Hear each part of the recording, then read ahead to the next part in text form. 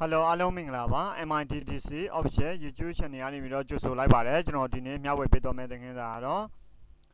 Microsoft Excel 2019ထဲမှာ table ဇယားဆွေးနွေးလေးကိုဒီဗီဒီယိုသင်ခန်းစာဖိုင်လေးထဲမှာရှင်းပြပေးသွားမှာဖြစ်ပါတယ်ဒီဗီဒီယိုသင်ခန်းစာဖိုင်ကိုမစတင်ခင်မှာကျွန်တော်တို့ရဲ့ YouTube channel ကိုအခုမှစတင်ပြီးတော့လာရောက်လေ့ဖက်တဲ့လူကတော့ subscribe မလုပ်ရသေးဘူးဆိုရင် subscribe လေးလုပ်ထားပေးဖို့တောင်းဆိုပါတယ်ဒီ YouTube channel ကနေပြီးတော့တင်ပေးနေတဲ့သင်ခန်းစာလေးတွေဟာအကျိုးတစ်စုံတစ်ခုရှိခဲ့မယ်ဆိုရင်တခြားသောသင်ခန်းရှင်တွေအတွက် like and share လေးဖြင့်အားပေးခဲ့ပါအောင်နော်အားလုံးပဲကျေးဇူးတင်ပါတယ်ခင်ဗျာကဲဒါဆိုရင်တော့အခု Microsoft Excel 2019ထဲကိုဝင်လိုက်ပါမယ်နော် Microsoft Excel ထဲမှာကျွန်တော်ရောက်တဲ့အခါမှာကျွန်တော်က table ဇယားကွက်ဆွဲမှာမလို့ပေါ့နော်ဇယားကွက်ဆွဲမယ်စပြီးတော့ဆွဲမယ်နေရာမှာ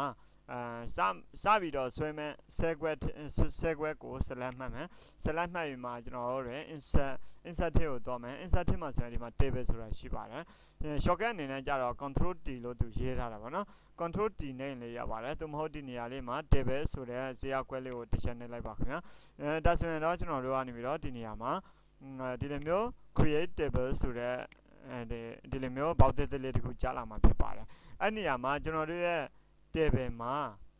header ထားမယ်ဆိုရင်တော့ my table has a header ကိုရွေးပေးရမှာဖြစ်ပါတယ်အကယ်၍my table has a header ကိုမရွေးဘူးဆိုရင်တော့သူကဒီခေါင်းစည်းပေါ့နော်ခေါင်းစည်းဆိုတာပါလာမှာမဟုတ်ကျွန်တော်တို့ကခေါင်းစည်းပါထင်းမှာမလို့သူကို select မှတ်တယ် my table has a header ကို select မှတ်တယ် okay နေတယ်ဒါဆိုရင်ဒီလိုမျိုးတခုကြားလာမှာပေါ့နော်ပြီးရင်တော့ကျွန်တော်တို့ကဒီကနေပြီးတော့ဒီဘက်ကိုလာမယ် column column ဆိုတဲ့နေရာမှာကျွန်တော်က number လို့ပဲရိုက်ထည့်မှာပေါ့နော် no ဆိုပြီးတော့ရိုက်ထည့်မယ် tab key ခုံမယ်ပေါ့နော်ဒီဘက်ကိုလာမယ်ဒီဘက်ကိုလာပြီးတဲ့နောက်ပိုင်းမှာကျွန်တော်ကအဲ့မှာ description ဆိုပြီးတော့ရိုက်ထည့်ပါမယ် description ဆိုပြီးတော့ရိုက်ထည့်ပါမယ် description ပြီးရင် tab key ခုံပါမယ် description ပြီးရင်တော့ကျွန်တော်တို့ကဒီနေရာမှာquantity ပေါ့နော် quantity QUANTITY quantity အရေးအတွက်ပြီးရင်တော့ကျွန်တော်တို့ကဒီဘက်မှာဆိုရင်price ပေါ့နော် PRIC price ဆိုတာကြတော့ဈေးနှုန်းပေါ့နော်ဈေးနှုန်းရပြီးတော့ keyboard ပေါ် tab key ကိုခုံပါတယ် tab key ကိုခုံလိုက်တဲ့အခါမှာဒီဘက်မှာကျွန်တော်တို့ကquantity အရေးအတွက် price ဈေးနှုန်း total total ဆိုတာကြတော့သူရဲ့စုစုပေါင်းပေါ့နော်စုစုပေါင်းဘယ်လောက်လဲပြီးရင် enter ခောက်တယ်ပေါ့နော် enter ခောက်ပြီးတော့ဒီဘက်မှာဆိုရင်တော့ကျွန်တော်တို့က number လို့ပဲရိုက်ထည့်ရမှာပေါ့နော် number 1ပြီးရင် tab key ခုံတယ် description မှာကြတော့ဒါကဘာမျိုးစားလဲဥပမာစာအုပ်ပေါ့နော်ပြီးရင် quantity အရေးအတွက်ကကြတော့ဘယ်လောက်လဲဥပမာကျွန်တော်တို့ကအရေးအတွက်30ပေါ့နော်အရေးအတွက်30ဆေချောင်းပေါ့နော်ဆေအုပ်ပေါ့စာအုပ်10အုပ်ပေါ့နော် price ကကြတော့300တအုပ်ကို300ပေါ့နော်တအုပ်ကို300ပြီးရင် tab key ခုံပါတယ် tab key ခုံတဲ့အခါမှာဒီကိုရောက်တော့မယ်သူက table ဖြစ်တဲ့အတွက်အပြင်ကိုမထွက်တော့ဒီကနေပြီးတော့ tab key ခုံလိုက်အောက်ကိုကျလာမယ်2ပေါ့နော်2မှာကြတော့ PENCIL pencil ပေါ့နော် pencil မှာ S ထည့်ပါမယ် pencils ပေါ့နော် tab key ခုံပါတယ်စေချောင်းလိုပဲကျွန်တော်အလွယ်ပြောလိုက်ပါမယ်250ပေါ့နော်တခြား250 tab key ခုံပါတယ်ပြီးရင်ဆက်ပြီးတော့ tab key ခုံပါတယ်ပြီးရင်ဒီနေရာမှာကြတော့ number 3ပေါ့နော် number 3မှာကြတော့ကျွန်တော်တို့ကနောက်အရေးအတွက်တစ်ခုကိုရေးမယ်ပေါ့နော်နောက်အမျိုးအစားတစ်ခုကကြတော့ဗာလဲဆိုတော့ဒီ description ဆိုတဲ့အမျိုးအစားနေရာမှာပြီးရင် pan လိုပဲရိုက်ထည့်ပါမယ် pan ရိုက်ထည့်ပြီးတော့ tab key ခုံလိုက်ပါတယ် tab key ခုံလိုက်တော့ဒီနေရာမှာဘော့ဘန်ကလည်းကျွန်တော်တို့ကစေချောင်းပေါ့နော်သူကကြတော့ဘော့ဘန်ဆိုတော့350လောက်ပေါ့နော်350ထည့်လိုက်ပါမယ်ပြီးတော့ tab key ခုံပါတယ် number 4ပါ number 4မှာကြတော့ကျွန်တော်တို့တွေ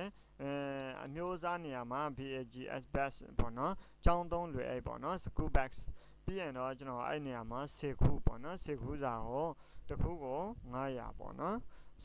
လွယ်အိတ်တစ်လုံးကို900ပေါ့နော်ပြီးရင် tab key ခုံပါတယ်ပြီးရင်နောက်ထပ် tab key ခုံလိုက်တဲ့ number 5 number 5မှာကြတော့ကျွန်တော်တို့တွေနောက်အမျိုးအစားကျောင်းသုံးစာအုပ်နဲ့ကျောင်းနဲ့ပတ်သက်တဲ့ဟာဆိုတော့eraser ပေါ့နော် ERASER eraser ခေဖြတ်ပေါ့နော် eraser ခေဖြတ်ကိုလည်း10ခုယူပါမယ်10ခုတစ်ခုကိုကြတော့50ပေါ့နော် tab key ခုံပါတယ်နော်ပြီးရင်ကျွန်တော်တို့တွေဒါတွေကပါတယ်တော့ကျွန်တော်သိဖို့လိုတယ်ပေါ့နော်ဒါကြတော့ table ဟုတ်မဟုတ်ကျွန်တော်တို့ဘယ်လိုသိရမလဲ right click ထောက် table ဆိုတာပေါ်ပါတယ် ဒီနေရာမှာ table ဆိုပြီးတော့ပေါ်နေတာပေါ့နော်အဲ့လိုဆိုရင်ကျွန်တော်တို့ကအဲ့လိုမျိုးမဟုတ်ဘဲနဲ့ကျွန်တော်တို့တွေနောက်ထပ်ဘာလုပ်လို့ရသေးလဲဒီနေရာမှာ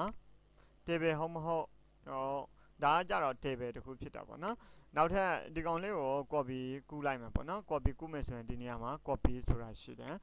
ပြီးရင်ဒီဘက်မှာလာရှာမယ်ဒီဘက်မှာလာရှာရင်မှဒီနေရာလာမယ်အဲ့နေရာမှာသူက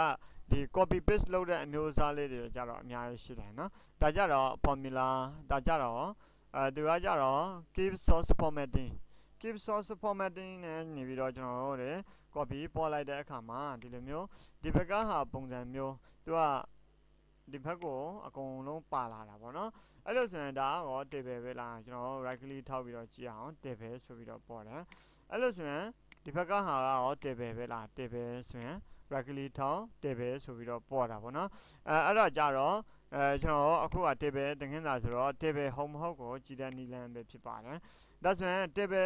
table ဟုတ်မဟုတ် table မဟုတ်လို့ရှိရင်ရောဘယ်လိုသိရလဲဆိုတော့ဥပမာကျွန်တော်ဒီကောင်လေးကိုလောလောဆယ် table မဟုတ်အောင်ကျွန်တော်ဟိုပါပေါ့နော်ပြုလုပ်မယ်ပေါ့နော် convert to range ကိုတစ်ချက်နှိပ်လိုက်ပါမယ် convert to range do you want to convert the table to a normal range ပေါ့နော်to a normal range ဆိုတာကြတော့ normal အနေအထားကိုဖန်တီးယူမလားပေါ့နော် table မဖြစ်အောင်အဲ့လိုဆိုရင်ကျွန်တော်တို့ကဒီကောင်လေးကို select မှန်း right click ထောက်အဲ့ဆိုရင်ဒီနေရာမှာ table မပါတော့ table ဆိုတော့ဟိုဟာစာသားလေးတစ်ခုကပျောက်သွားနော်ဒီ source ရဲ့အောက်မှာ table ဆိုတာပုံမှန်ဆိုရင်ဒီ source ရဲ့အောက်မှာ filter ရဲ့ table ရဲ့ဆိုပြီးတော့ပါတယ်ဒီနေရာမှာကြတော့ sort filter table မပါတော့နော်ကဲဒါဆိုရင်ဒီမှာမြင်တွေ့နေရတဲ့ဟာတချို့လူတွေကထင်မှာပေါ့နော်ဒါ table ဒါလေးကလည်း table နော်ဒါမှန်တကယ်တော့ဒီကောင်လေးက table ဖြစ်ပြီးတော့ဒီဘက်ကကောင်လေးက table မဟုတ်တော့ဘူးဒါမဲ့အပြင်ပိုင်းဆိုင်ရာကိုကြည့်မယ်ဆိုရင်နှစ်ခုလုံးကတော့ table လို့ပုံစံမျိုးဖြစ်နေတာပေါ့နော်ဇေယျခွဲပုံစံမျိုးဖြစ်နေပါတယ်ဒါမဲ့တကယ်အစစ်မှန်ကြတော့ဒီဘက်ကဟာလေးကကြတော့ table ဖြစ်မဖြစ်ကို right click ထောက်ပြီးတော့ table လို့ကြည့်လို့ရတယ်ဒီဘက်ကဟာကြတော့ table မဖြစ်တော့ဘူး right click ထောက် table ပျောက်သွားပြီပေါ့နော်အဲ့ခါကြတော့ကျွန်တော်တို့ကဒီဟာတွေအကုန်လုံးကိုဖျက်ချင်တယ်ဖြတ်တတ်တဲ့လူလေးရှိမှမဖြတ်တတ်တဲ့လူလေးရှိမှာပေါ့နော်ဒီဘက်ကဇေယျခွဲကိုဖျက်ချင်တယ်ဆိုရင်ကျွန်တော်တို့ကဒီအပေါ်မှာ H ရဲ့ I ရဲ့ J ရဲ့ K ရဲ့ L ရဲ့ကို select မှတ်ပြီးမှကျွန်တော်တို့ keyboard ပါ control ရဲ့ minus ရဲ့နဲ့နေပြီးတော့ဖြတ်ပလိုက်လို့ရပါတယ်ဒါဆိုရင်ဒီဘက်ကဇေယျခွဲလေးကပြတ်တော့တာပေါ့နော်ကဲဒါဆိုရင်တော့အခုကျွန်တော်တို့ကနေပြီးတော့ဒီဘက်ကကောင်နဲ့ဒီဘက်ကကောင်လေးကိုမျှောက်အောင်ပါပေါ့နော်ဒါကဘောက်ရှာပုံသဏ္ဍာန်မျိုးဖြစ်သွားရေးဆိုတော့ဒီဘက်မှာစာအုပ်က10အုပ်တအုပ်ကို300 10အုပ်ဆိုတာဘယ်လောက်လဲကျွန်တော်တို့တွက်ကြည့်အောင်နော်ကျွန်တော်တွက်တဲ့အခါမှာသူနဲ့မျှောက်အောင်မှာမလို့ equal နဲ့နေပြီးတော့တွက်တယ်ပြီးရင်တော့ဒီကောင်လေးကိုရွေးတယ်ရွေးပြီးတော့ကျွန်တော်တို့ကမျှောက်ပေးရမှာဆိုတော့အမျှောက်လက္ခဏာပေါ့နော် keyboard ပေါ်မှာ star လေးသင်္ကေတဆိုတာပါတယ်ဒီ right ညာဘက်မှာပေါ့နော် keyboard ရဲ့ညာဘက်မှာအဲ့ star လေးကိုနှိပ်လိုက်တယ်နှိပ်လိုက်ပြီးတော့ quantity ဆိုတာအရေးအတွက်ကိုဟိုဟာအရေးအတွက်ပေါ့နော်ဒါအရေးအတွက်ကိုဒီပြီးရင်သူက price နဲ့မြှောက်ပေးရတာပေါ့နော် price နဲ့မြှောက်ပြီးတော့ကျွန်တော်တို့ကသူ့ကို enter ခေါက်လိုက်တယ် enter ခေါက်လိုက်တဲ့အခါမှာသူကဒီတစ်ခုကိုကျွန်တော်တို့တွေတွက်လိုက်တာနဲ့သူက automatic ဒီအောက်ကဟာလေးကိုတွက်ပေးတော့ပါတယ်automatic ပေါ့နော်သူကဒါ exit သဘောတဘာဝပေါ့နော်ကျွန်တော်တို့စက်ဥမှာလည်းဒီလိုပုံစံမျိုးလေးတွေတုံးတယ် supermarket လေးတွေမှာလည်းဒီလိုပုံစံမျိုးလေးတွေတုံးတယ်ကျွန်တော်အရေးအတွက်ကိုပြောင်းရိုက်လိုက်မယ်ဒီနေရာမှာငါfile နေရာမှာငါလို့ရေးလိုက်မှာပေါ့နော်ငါလို့ရေးလိုက်တဲ့အခါမှာလူတယောက်ကအရေးအတွက်ယူပုံယူနည်းဟာမတူတချို့လူကစာအုပ်9အုပ်ယူရှင်လေးယူမယ်တချို့လူကကြတော့စာအုပ်10အုပ်ယူရှင်လေးယူမယ်ပေါ့နော်တချို့လူကြတော့အုပ်20ယူရှင်လေးယူမယ်အဲ့ကကြတော့ကျွန်တော်တို့ကဒီလိုမျိုး table လေးတွေကိုဆွဲထားတယ်ဆိုရင်ပေါက်ချာထုတ်တဲ့အခါမှာပေါ့နော်ပေါက်ချာထုတ်ဖို့အတွက်ကျွန်တော်တို့ကဒီထဲမှာဘယ်နှမျိုးလောက်ထည့်ထားမလဲနောက်ပြီးတော့ဒီကနေပြီးတော့ total amount ကဘယ်လောက်လဲကျွန်တော်တို့တွေ